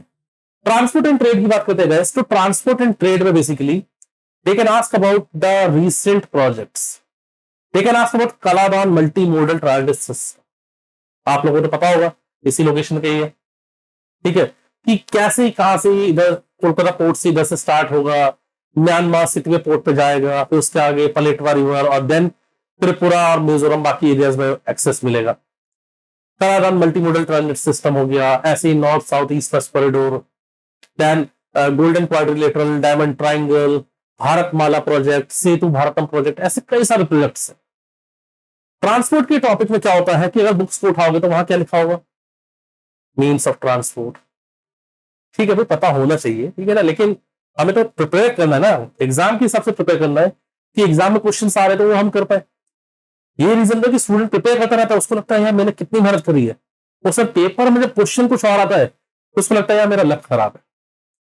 I am not denying कि लक फैक्टर नहीं हो सकता है, लेकिन लक से ज्यादा यहाँ पे अप्रोच इंपॉर्टेंट है, हिटिंग द बुल्स आई। तो basically you should be knowing about the projects, और वो प्रोजेक्ट्स यहाँ पे आपको पता होने चाहिए। तो रोरो फेरी सर्विसेज पे कई बार जो है न्यूज आती रहती है, तो रोरो फेरी सर्विस पे सच कोई क्वेश्चन नहीं मिलेगा, लेकिन हाँ प्लेसेस न्यूज में आ रहे हैं तो क्वेश्चन मिल सकता है। Then comes the resources and industry portion. Resources and industry, तो बेसिकली यहां पे हम देखेंगे कि इस चैप्टर में क्या देखने को मिलता है कि कोई प्लेस है वहां पर कुछ इंडस्ट्री लगी हुई है। हियर विल बी सीइंग कि कोई प्लेस है वहां पर कोई इंडस्ट्री लगी हुई है, तो वो इंडस्ट्री वहीं पे क्यों लगी हुई है। Why Tata chose Jamshedpur to establish a steel plant? You could have established this plant in Kolkata also. Delhi में भी लगा सकते थे, मुंबई में लगा सकते थे, उन्होंने वहीं पे क्यों लगाया जमशेदपुर में, क्या रीजन था? या why the pharma industries are located in the western region? Or for example, why the textile industries are more concentrated in Surat? क्या रीजन है? और in fact, why this IT industries are more concentrated or more located in nearby the proximity to the coastal regions? Pune हो गया, हैदराबाद हो गया, या फिर आपका चेन्नई हो गया, बैंगलोर हो गया। Bangalore is known as Silicon Valley of India. तो इन्हीं एरियाज में क्यों ये आईटी सेंटर्स या आईटी हब्स इतने एस्टैब्लिश किए? तो for everything there is a reason here, वही फैक्टर्स को हमें यहाँ पे एनालिसिस करना है, right. After this comes the part of agriculture. अगेन देखो, एग्रीकल्चर में हमें दो पार्ट्स डिवाइड करने पड़ेंगे। एक है traditional, rabi crop, kharif crop, crops के क्रॉपिंग सीजन, मतलब हर क्रॉप की अपने कुछ रिक्वायरमेंट होती है, कितने फ्रॉस्ट फ्री डेज चाहिए, कितना टेम्परेचर चाहिए, कितनी ह्यूमिडिटी चाहिए, ऐसी चीजें होंगी। और दूसरा होगा contemporary topics, smart agriculture, climate smart agriculture या climate resilient agriculture, sustainable agriculture, और इसी से रिलेटेड कई सारे स्कीम्स हो सकती हैं, जैसे ऑर्गेनिक फार्मिंग। अब ऑर्गेनिक फार्मिंग को लेकर कुछ स्कीम्स है, पता होनी चाहिए साथ में। तो ये एक agriculture basically is a topic which is comprehensively covered in geography also and at the same time in Indian economy also. लेकिन कमाल की बात यहाँ पे ये है कि यहाँ पे आपको इन दोनों को साथ में इंटीग्रेट करके पढ़ना चाहिए, तो और अच्छी अंडरस्टैंडिंग डेवलप होगी। एमएसपी का कॉन्सेप्ट क्लियर होना चाहिए, ज्योग्राफिकल एस्पेक्ट के साथ साथ एमएसपी का कॉन्सेप्ट भी क्लियर होना चाहिए, राइट। फूड प्रोसेसिंग यूनिट्स ये पता होनी चाहिए, इंपॉर्टेंट है बहुत ज्यादा। देयर इज अ एस्टिमेट कि हर साल every year more than 3600 crore worth of vegetables and fruits वो हमारे यहाँ पे पूरी तरह से डेड हो जाते हैं या डिस्ट्रॉय हो जाते हैं या खराब हो जाते हैं because of the lack of proper storage facilities. इसी प्रॉब्लम को सॉर्ट आउट करने के लिए, इसी प्रॉब्लम को टैकल करने के लिए प्रोसेसिंग यूनिट्स लगाने स्टार्ट कर दी। You must have consumed pulpy orange. अब ऑरेंज है, आप वैसे उसको रखोगे कितने दिन तक सही रहेगा आपके घर में? वो 4 days, 5 days, 7 days, 10 days, 15 days, उसके बाद खराब हो जाएगा। Pulpy orange can be stored for 6 months, 1 year, आराम से पियो, कोई टेंशन नहीं है, right. Then comes the part of soil. Soil chapter is basically highly predictable. Every year, मतलब हर 2 से 3 साल के गैप पे बेसिकली आपको एक सॉइल पे क्वेश्चन जरूर मिल जाएगा। इनकी फेवरेट सॉइल है black soil. They can give you very very large question, मतलब लार्ज साइज क्वेश्चन। प्रीलिम्स में क्या करेंगे, like for example if this is the size of the sheet तो इतने एरिया में सॉइल के डिस्क्रिप्शन लिखेंगे। जैसे क्या लिखेंगे, it swells up when it is moist for it swells up when it is moist for a very long duration, it develops crack when it is dry, it has very high moisture retention capacity and it has self flowing ability. ऐसे करके soil की कैसे characteristic लिखी, फिर पूछेंगे identify the soil. All the above characteristic of the soil represents which of the following? Option A, alluvial soil. Option B, black soil. Option C, laterite soil. Option D, red soil. They can ask about Kareba soil. They can ask about Lameta soil. ऐसे कई सारी चीजों के बारे में पूछ सकते हैं। इस बार in fact in this years prelims they have asked about azonal soil, right. तो सॉइल इज समथिंग जिसपे बहुत हम कह सकते हैं कि in a gap of 2 years they have asked questions on a very regular basis. Then comes vegetation. Vegetation में 2019 में there was a question about alpine vegetation. यहां पे फिर क्या करा इन्होंने, नेशनल पार्क और वेजिटेशन दोनों को इंटीग्रेट कर दिया। तो बेसिकली गाइज अभी क्या है कि किसी भी चैप्टर को आपको आइसोलेशन में नहीं पढ़ना है, जस्ट ट्राई कि एक चैप्टर बाकी के चैप्टर से कैसे रिलेट हो सकता है, ठीक है। साथ के साथ ये भी आपको कोशिश करनी चाहिए कि एक सब्जेक्ट जीएस का बाकी के सब्जेक्ट से किस तरीके से आपस में रिलेट हो सकता है, because ultimately you are studying general studies, not सिर्फ only geography, not only environment, not only economy. हाँ, प्रिपरेशन इस लेवल पे होनी चाहिए कि आप ओवरऑल एक कोरिलेशन डेवलप करने में सक्सेसफुल हो रहे हैं। जितना ये कर पाओगे उतना अच्छा आप आंसर लिख पाओगे, और जितना मल्टी डायमेंशनल आपने आंसर लिखा मेंस में उतना अच्छा आप स्कोर भी उठा पाओगे। That comes here climate. Indian climate की बात कर रहे हैं पर्टिकुलरली, तो Indian climate is monsoonal climate. तो यहां पे मॉनसून का मैकेनिज्म आ जाएगा। मॉनसून का मैकेनिज्म सबसे बढ़िया टॉपिक है, मैं कह सकता हूं इट्स माय यूएसपी। ये मॉनसून का टॉपिक मैं गारंटी देता हूं कि अगर आप तो कोई भी परसेप्शन बनाओ इस टॉपिक से, वो परसेप्शन चेंज हो जाएगा। There are some basic concepts और फिर कुछ एडवांस कॉन्सेप्ट्स हो जाते हैं। अगेन अगर मैं एक कट शॉर्ट में इस सब्जेक्ट इस पर्टिकुलर टॉपिक को मॉनसून के अगर समझाना चाहूं या रिप्रेजेंट करना चाहूं कि क्या है ये, तो आपने अपनी लाइफ में कभी ना कभी you must have watched some TV serials, ठीक है। तो ये कुछ ऐसे टीवी सीरियल जैसे ही है कि कई सारे सीरियल्स है जो अलग अलग चैनल पर अलग अलग टाइम पे चल रहे हैं, और फिर क्या होता है कि कभी फेस्टिवल्स के टाइम पे महा एपिसोड आते हैं, 2-4 सीरियल्स क्लब कर देते हैं, सारे कैरेक्टर एक कॉमन सीरियल में सारे कैरेक्टर्स आ जाते हो। मॉनसून का टॉपिक कुछ ऐसा ही है।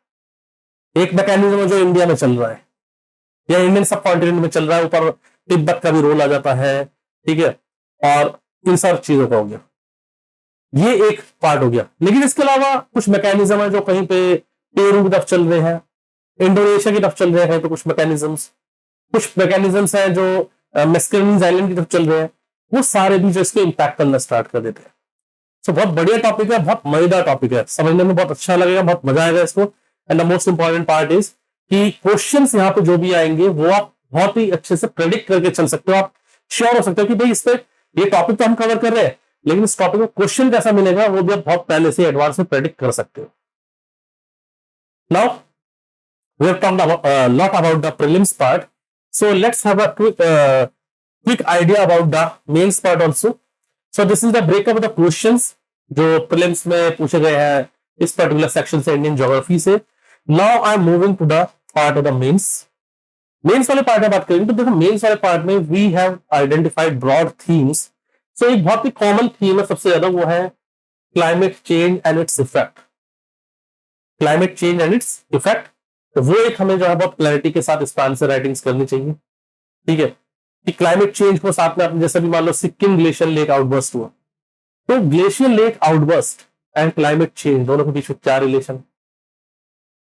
ट्रॉपिकल साइक्लोन्स अरेबियन सी में ज्यादा बन रहे हैं आजकल, और सुपर सीवियर साइक्लोन्स बन रहे हैं, हाईली पावरफुल साइक्लोन्स बन रहे हैं। तो ये अरेबियन सी में ही ज्यादा क्यों बनने लगे, क्योंकि कॉमनली तो पहले बे ऑफ बंगाल में ज्यादा बनते थे। अभी एक मैकेनिज्म और देखने को मिला कि एक साइक्लोन बे ऑफ बंगाल में बना है और एक साइक्लोन अरेबियन सी में बन गया पैरेलल। ऐसा कैसे हो गया? तो ये सब क्लाइमेट चेंज के रिजल्टेंट है।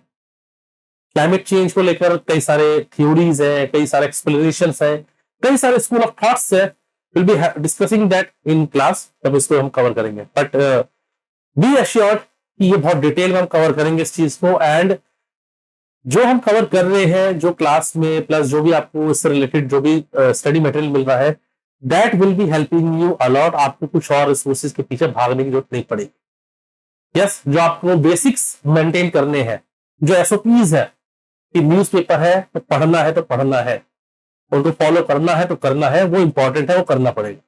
देन उसके बाद आता है हमारा डिस्ट्रीब्यूशन ऑफ की natural resources, again it is the part of economic geography. So वही जो चीज हमने पहले पढ़ी थी उसी को थोड़ा सा और डिटेल में कॉम्प्रिहेंसिवली पढ़ना, और क्रॉस एनालिसिस और कंपैरेटिव एनालिसिस, ये दोनों चीज हमें आनी चाहिए इसके करने के लिए। Like they can be question कि like in India we have seen a very high dissimilarity in the rock structures. While there are some rock structures which are rich in fossils, there are many rock structures which are rich in metallic minerals. So why there is this anomaly, and how biodiversity and these rock structure or petrology, the study of rocks is known as petrology. So how biodiversity and petrology are related to each other, and what are the factors which influence their relationship? ऐसे questions मिल सकते हैं। अब इन questions को जज नहीं करना है, अभी आपने इसके बारे में नहीं पढ़ा है तो इसलिए आपको लग रहा होगा कि थोड़ा सा टेक्निकली या डिफिकल्ट लग रहा होगा, लेकिन डोंट जज दिस क्वेश्चन। ये बहुत ही इजी क्वेश्चन है। एक बार जब ज्योग्राफी पढ़ोगे आपको लगेगा हाँ सर ये तो पढ़ा है, थोड़ा रिलेट करना है, बस थोड़ा सा डेटा डालना है, थोड़ा सा फैक्ट्स और डालने, बस ये काम करना है। देन कम्स हियर एग्रीकल्चर,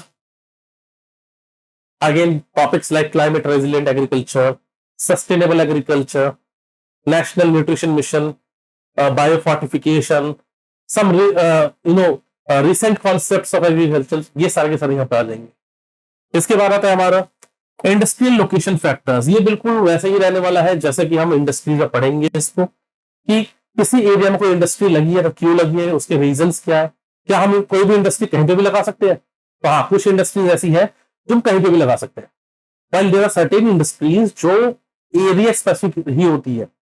अगर उससे अलग कहीं पे आप लगाओगे तो उसका रिजल्टेंट क्या होगा कि आपकी इनपुट कॉस्ट बढ़ जाएगी। जब इनपुट कॉस्ट बढ़ जाएगी तो क्या होगा, आपको मार्केट में ज्यादा कॉस्ट पे बेचना पड़ेगा। तो जब कॉम्पिटिटर आपसे सस्ते कॉस्ट पे बेचेगा तो आप मार्केट में कहीं स्टैंड ही नहीं कर पाओगे। रिजल्टेंट क्या होगा, कंपनी बंद हो जाएगी, इंडस्ट्री बंद हो जाएगी। ठीक है, चलिए आगे चलते हैं। इसके बाद आता है लैंड एंड वाटर रिसोर्सेज। और this is something which is a very burning topic, और बर्निंग एवरग्रीन टॉपिक रादर। ठीक है, वाटर स्ट्रेस पे क्वेश्चन था, that what is water stress and identify the water stressed regions of India. इसी के साथ कुछ और एरियाज को लिंक कर सकते हो, जैसे रिवर का टॉपिक है, interlinking of river, national water grid, ऐसे टॉपिक्स को यहाँ पर रिलेट कर सकते हो साथ के साथ। एक प्रोजेक्ट है मध्य प्रदेश गवर्नमेंट ने स्टार्ट किया था, सोनी प्रोजेक्ट। सोनी प्रोजेक्ट का सौराष्ट्र नर्मदा अवतरण इरिगेशन प्रोजेक्ट, जिसमें नर्मदा रिवर के वाटर को कैनाल्स के थ्रू जो है, अंडरग्राउंड कैनाल्स के थ्रू वाटर स्ट्रेस्ड एरियाज में या वाटर डेफिसिट एरियाज में जो है सप्लाई कर रहे थे। You must have heard about the news of Latur district of Maharashtra, जहां पे ट्रेन के थ्रू, रेलवेज के थ्रू जो है वाटर सप्लाई किया गया, इतना ज्यादा वाटर की स्कैर्सिटी हो गई। सो यही सारी चीजों को यहाँ पे और अच्छे से स्टडी करेंगे कि व्हाट आर द मेथड्स। ये ऐसे टॉपिक्स है बेसिकली जो आपको बहुत ज्यादा इनोवेट करने में हेल्प करते हैं। You can give your ideas here, innovative ideas दे सकते हो यहां पर। ठीक है, फिर इसके बाद आता है oceanography, that is the study of oceans.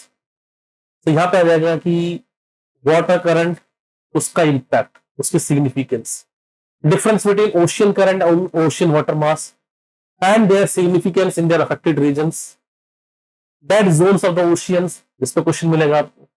You can get question about the rainforest of oceans or the bioindicators of the oceans, oceanic pollution, oceanic acidification. So these are the contemporary topics, बहुत frequently news में आते रहते हैं, वही सब question यहाँ मिलेंगे। After this we have transport and trade, human settlement. ये लगभग वैसे ही रहेगा जैसे मैंने आपको बताया था पहले कि यहाँ पे प्रोजेक्ट्स की अंडरस्टैंडिंग बहुत अच्छी होनी चाहिए। और ट्रांसपोर्ट एंड ट्रेड, यहाँ पे क्वेश्चन कैसा रहता है, जैसे लेकिन एमआरटीएस आजकल बड़ा न्यूज में आता है। अभी recently they have asked about MRTS. अब एमआरटीएस क्या होता है, mass rapid transit system. Question was something like this कि how MRTS can help in the economic development of a particular region. तो आप देखते हो जैसे कोलकाता में भी कोई एक सेंट्रल एरिया होगा जो बहुत ज्यादा कंजेस्टेड होगा और यहीं पे सारी इकोनॉमिक एक्टिविटीज हो रही होंगी। This is the central point of economic activities, the hotspot of the economic activities. और इस जगह पे बहुत सारे लोग दूर दराज एरिया से आते होंगे, 50 किलोमीटर दूर से आते होंगे, 100 किलोमीटर दूर से आते होंगे, रोज आते हैं, काम करते हैं और शाम को वापस अपने घर जाते हैं। इनको लाने ले जाने के लिए क्या करा, हाई स्पीड ट्रेन से स्टार्ट करते। तो जहां पहले डिस्टेंस था, ट्रेवल टाइम था 3 आवर्स का, 4 आवर्स का, हाई स्पीड ट्रेन के नेटवर्क से क्या हो गया, वो टाइम कम होके 60 मिनट्स कर दिया या 55 मिनट्स कर दिया। एटलीस्ट मार्केटिंग के लिए 55 मिनट्स तो बोलते ही है कि भाई 1 घंटा भी नहीं लग रहा, 55 मिनट्स लग रहे। It's a psychological, you know, psychological tricks. तो बेसिकली क्या होता है, एमआरटीएस से क्या होता है फायदा कि एक रीजन होगा जो इकोनॉमिक डेवलपमेंट हो रहा है वहां पर, बट वहां पे क्या है कि क्वालिटी ऑफ लिविंग जो बहुत कम हो गई है, बहुत ज्यादा डिग्रेड हो गई है। क्यों डिग्रेड हो गई है, हाउसेस के साइज छोटे हो गए हैं, कंजेस्टेड हो गया है, ठीक है, डिमांड डिमांड सप्लाई से कहीं ज्यादा डिमांड है, तो रेंट बहुत महंगा हो गया। तो these service class people they are not able to afford that much rent. Salary है 50,000 और रेंट है 30,000, तो बेचारा बाकी खर्चे कहां से करेगा। तो क्या करा, कोई बात नहीं, एमआरटी से स्टार्ट कर देते हैं। सुबह आएंगे ऑफिस, 1 घंटे में ऑफिस पहुंच जाएंगे, शाम को वापस 1 घंटे में अपने घर पहुंच जाएंगे।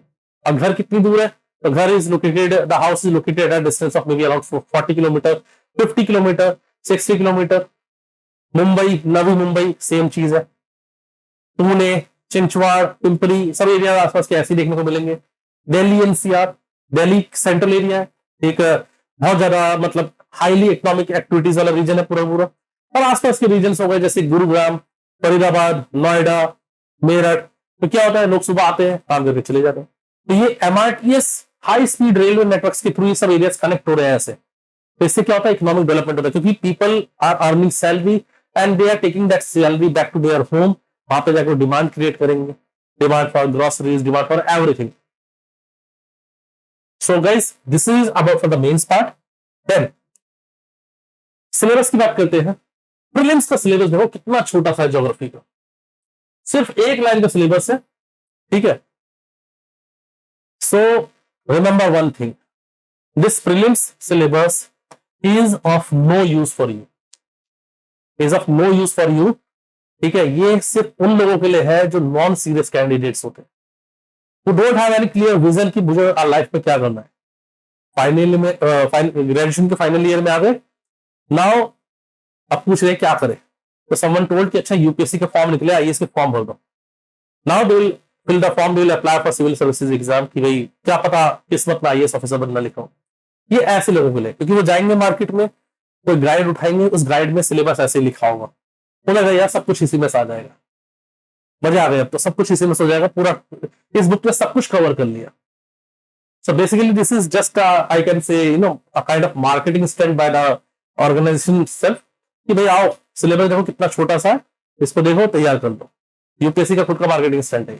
एक्चुअल सिलेबस आपको दिखाई देगा ये वाला, this is the actual syllabus.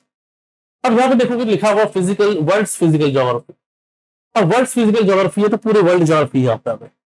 Then distribution of की नेचुरल रिसोर्सेज, और यहाँ पे स्पेशल रेफरेंस पे लिख दिया south Asia and Indian subcontinent. Then factors responsible for the location of primary sector and tertiary industries including India। जहां पे भी including India लिखा है वो स्पेसिफिकली आपको एक इंडिकेट करना चाह रहा है कि बेटा तुम्हें वर्ल्ड के लेवल पे तो चीज समझना है, लेकिन इंडिया के लेवल पे जब आप इसको पढ़ोगे तो थोड़ा सा कॉम्प्रिहेंसिवली पढ़ना पड़ेगा। Then after this important geophysical phenomena such as earthquake, tsunami, volcanic activities and cyclones। ये बहुत क्लैरिटी के साथ समझना पड़ेगा। यानी अगर इसको इन्होंने एक्सक्लूसिवली लिखा है, क्योंकि फिजिकल ज्योग्राफी है ना, बाय डिफॉल्ट हम पढ़ते हैं चीजें, लेकिन अगर एक्सक्लूसिवली में इसने इन सब चीजों को लिखा है, so they are trying to indicate कि आपको इनकी थोड़ी कॉम्प्रिहेंसिव स्टडी करनी चाहिए। India is a country which has diverse geographical features, और ये जो डाइवर्स ज्योग्राफिकल फीचर्स है ये also gives birth to diverse kind of disasters। और ज्योग्राफी जितनी अच्छी आपकी ज्योग्राफिकल अंडरस्टैंडिंग है, जितनी अच्छी आपकी ज्योग्राफिकल नॉलेज है, डिजास्टर मैनेजमेंट उतना अच्छा आप कर पाएंगे। इसमें वर्ड आता है मैनेजमेंट। तो यहाँ आपको सिर्फ डिजास्टर पता नहीं चाहिए, उस डिजास्टर को मैनेज कैसे करना है वही पता होना चाहिए। Take example of India. India में आप देखोगे तो हर तरह का ज्योग्राफिकल फीचर मिलेगा। To talk about folded mountain range, Himalayas है। Talk about block mountains, Vindhya सब पूरा हो गया। टॉक अबाउट वॉल्केनिक आइलैंड्स, तो we have this Andaman Nicobars, ठीक है। टॉक अबाउट ग्लेशियर्स, तो we have Siachen glacier, Biafo glacier, Baltoro glacier, ऐसे कितने सारे ग्लेशियर्स मिल जाएंगे। You just name any geographical feature, India में आपको मिल जाएगा। तो इससे क्या होता है, ज्योग्राफिकल डाइवर्स ज्योग्राफिकल फीचर्स है, तो डाइवर्स काइंड ऑफ डिजास्टर्स की वल्नरेबिलिटी भी इंडिया में देखने को मिलती है। इंडिया का northern part earthquake prone area, India के coastal regions tsunami prone regions या हाई टाइड प्रोन रीजन्स या साइक्लोन अफेक्टेड रीजन्स। तो हर रीजन अपने आप में एक particular cyclone affected region, particular disaster affected region होगा, right. So basically I think that is the reason कि इन्होंने क्यों इन सब चीजों को एक्सक्लूसिवली लिखा है कि you should be having a very clear understanding about this topics. Then geographical features and their location, changes in geographical feature including water bodies and ice caps and in flora and fauna and the effects of such changes। इन्होंने बहुत comprehensively लिखा है। अगर ये 2 words में भी लिख देते तो भी समझ में आ जाती चीज, लेकिन कॉम्प्रिहेंसिवली लिखा इसका यही है कि ये बहुत डिटेल में हमें कवर करना है। किसकी बात कर रहे हैं? क्लाइमेट चेंज की बात कर रहे हैं। The climate change and its impact. तो क्लाइमेट चेंज से इम्पैक्ट सभी को हो रहा है, चाहे वो ग्लेशियर्स हो, चाहे वो ग्लेशियर लेक्स हो, चाहे माउंटेनस एरियाज हो, चाहे फ्लोरा हो, चाहे फौना हो, सभी अफेक्ट हो रहे हैं इससे, right. Now guys, after this people very regularly ask me about the book list कि सर बुक्स कौन सी पढ़े, यहाँ पर ज्योग्राफी को प्रिपेयर करने के लिए कौन सी बुक्स पढ़े। So for your mental satisfaction you can say yes these are the books जो आपको पढ़नी चाहिए। जीसी लियोंग है, एनसीईआरटी 9 to 12।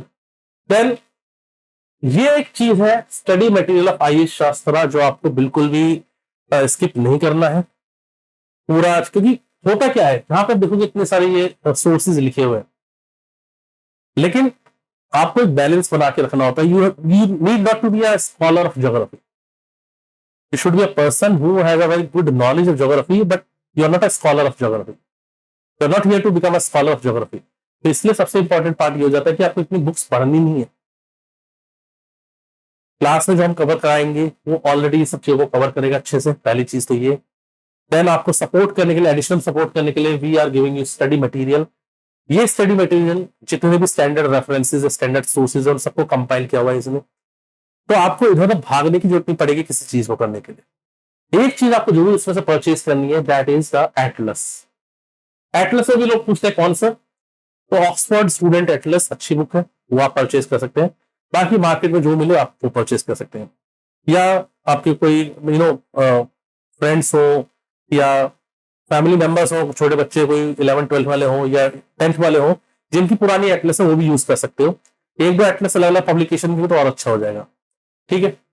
देन इसके अलावा various reports published time to time by important international organisations, and ये down to earth geography and you, ये सब आपको ना ऑनलाइन इनके आर्टिकल्स आते हैं, इनको इनके न्यूज फीड सब्सक्राइब कर लो, फ्री ऑफ कॉस्ट सब्सक्राइब होते हैं, कोई उसका चार्ज नहीं होता है। तो दे विल बी सजेशंस में आते रहेंगे, उनके बाद क्लिक करो, थोड़ा चेक कर लो, पढ़ लो, थोड़ी बहुत कई काम की चीज लगती है तो 4-5 लाइन्स में उसको जो है नोट डाउन कर लो, इतना करना है बस यहाँ पर, ठीक है। नाउ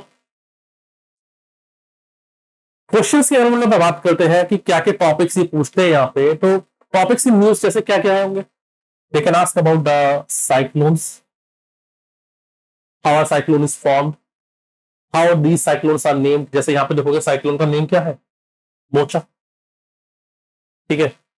अभी एक साइक्लोन है तेज, उससे पहले था बिपरजॉय। तो how the cyclones are named, इन साइक्लोन्स को अलग नेमिंग देते क्यों है, या जरूरत क्या है, एक ही साइक्लोन एक बार नाम रख दो कॉमन, हर बार एक नया नाम, जरूरत क्या है यार ऐसा करने के लिए।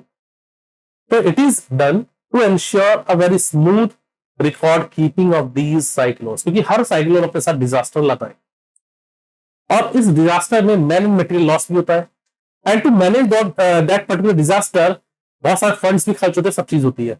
सो it helps to ensure a better management of records, right? So there is a mechanism कि how these cyclones are named. जो इंडियन ओशन कंट्रीज जो है बेसिकली ये सब बारी बारी से अल्फाबेटिकल ऑर्डर्स में इनकी टर्म्स आती हैं इनको नेमिंग करने के लिए, ठीक है? Then after this microplastics, microbeads. अब आपने देखा होगा जैसे आजकल फेस वॉश वगैरह जो होते हैं, फेस वॉश में जेल टाइप का जो फेस वॉश होता है उसमें कुछ कलरफुल पार्टिकल्स दिखाई देते हैं। वो कलरफुल पार्टिकल्स क्या है? वो प्लास्टिक्स होते हैं, माइक्रोप्लास्टिक्स होते हैं। ये माइक्रोप्लास्टिक्स को लेकर बहुत ज्यादा कंसर्न रेज किया है टाइम टू टाइम अलग अलग ऑर्गेनाइजेशंस ने। क्यों? क्योंकि जब इसको आप कॉस्मेटिक्स में यूज कर रहे हो और ये फिर वाटर से ड्रेन होता हुआ ये रिवर से ये ओशन तक पहुंचेगा, तो क्या होगा? Basically it can enter into the food chain. Plastic में साइनाइड कंटेंट भी होता है, ठीक है? It's a toxic material. Resultant क्या होगा कि जब हमारे मेरीन ऑर्गेनिजम्स इस प्लास्टिक पार्टिकल्स को कंज्यूम कर लेंगे तो होगा क्या? इससे ये होगा गाइस कि the problem of bio accumulation and bio magnification.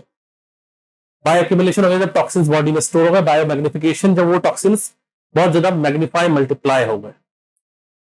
जैसे फॉर एग्जांपल अगर हम इंडिया में केस लेते हैं वल्चर्स का, तो वल्चर्स की पॉपुलेशन लगातार यहाँ पे जो इंडिया में डिक्रीज होती चली जा रही है। रीजन क्या है उसका? तो जो कैटल्स है उनमें डाइक्लोफिनेक इंजेक्शन यूज करते हैं जो टॉक्सिन के फॉर्म उनके बॉडी में स्टोर हो जाता है। जब ये कैटल्स मर जाते हैं और ओपन डंप यार्ड्स में इनको फेंका जाता है, वल्चर्स ईट देम, और ये वल्चर्स ऐसे टॉक्सिक मटेरियल को कंज्यूम करके उनके रीनल फेलियर हो जाते हैं, किडनीज फेल हो जाती है। तो इसलिए लगातार वल्चर्स की पॉपुलेशन जो है डिक्लाइन हो रही है यहाँ पर। यही रीजन है कि गवर्नमेंट ने डाइक्लोफिनेक को बैन कर दिया, right? So you should have a very clear idea कि जब भी ऐसे न्यूज आ रही है, सिलेबस तो अपने ज्योग्राफी के बार बार ये जीएस के सारे सिलेबस को रेगुलरली पढ़ो, तो जब न्यूज आएगी तो आप आराम से रिलेट कर पाओगे कि कौन सी न्यूज जीएस के किस टॉपिक से रिलेटेड है। ये बहुत आसानी से आपके लिए हो पाएगा।